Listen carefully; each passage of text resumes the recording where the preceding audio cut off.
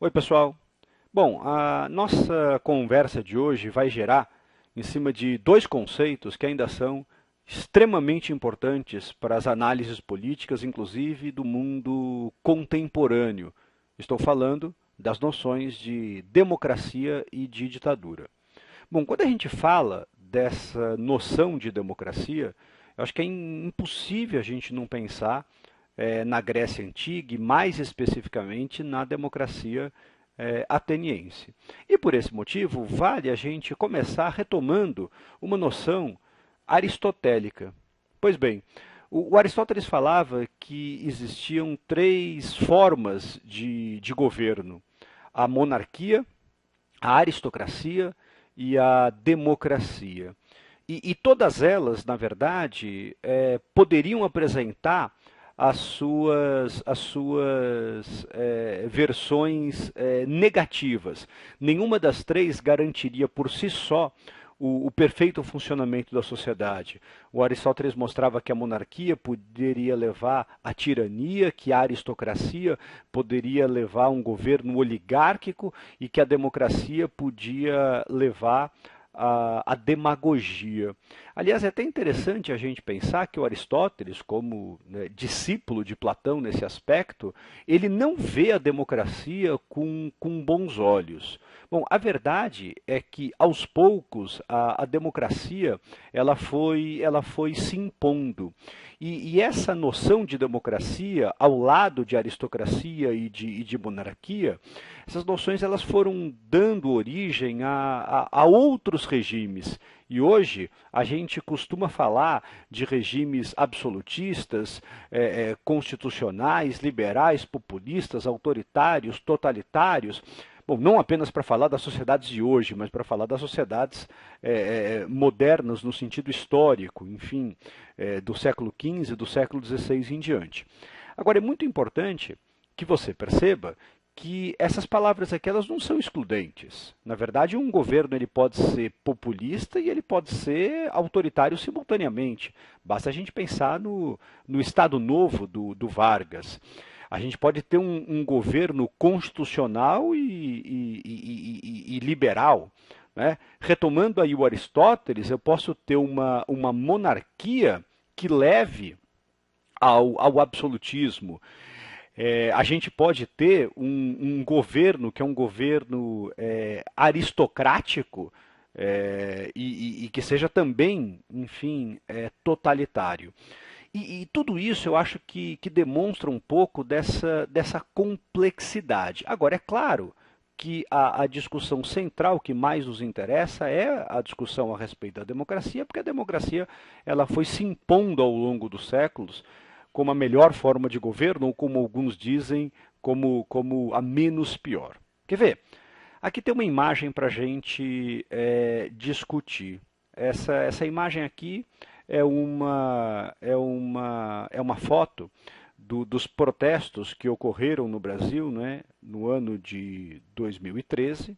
Especificamente, essa manifestação ocorreu lá na cidade do Rio de Janeiro.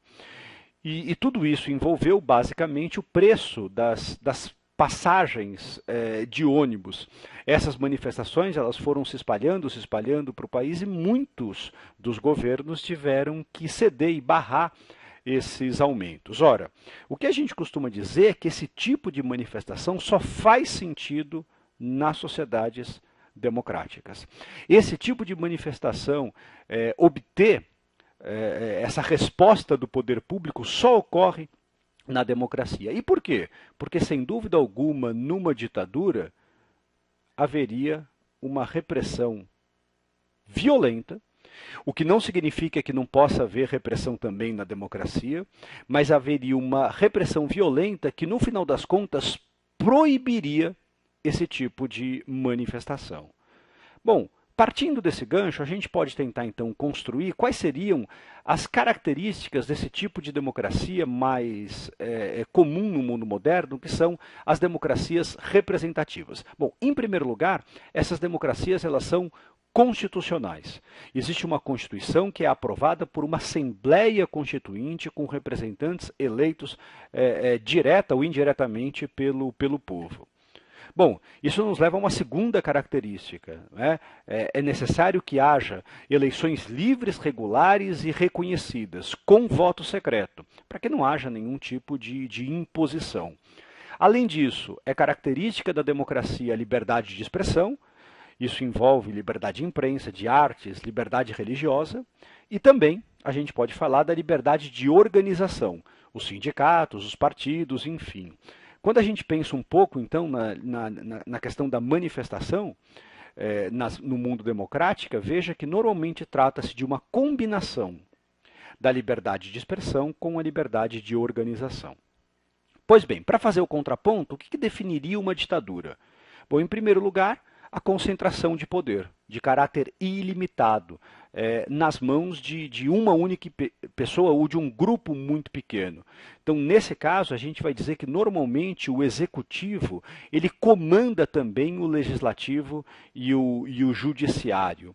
Existe uma manipulação das massas populares, não existem eleições ou elas são forjadas. Então as regras de sucessão elas são precárias, elas mudam ao sabor das circunstâncias. E por esse motivo existe censura, existe repressão, existem perseguições arbitrárias. Quando a gente pensa, portanto, no Brasil moderno, a gente sabe que em 1964 ocorreu um golpe que estabeleceu no Brasil justamente uma ditadura. Por quê? Porque todas essas características passaram a estar presentes.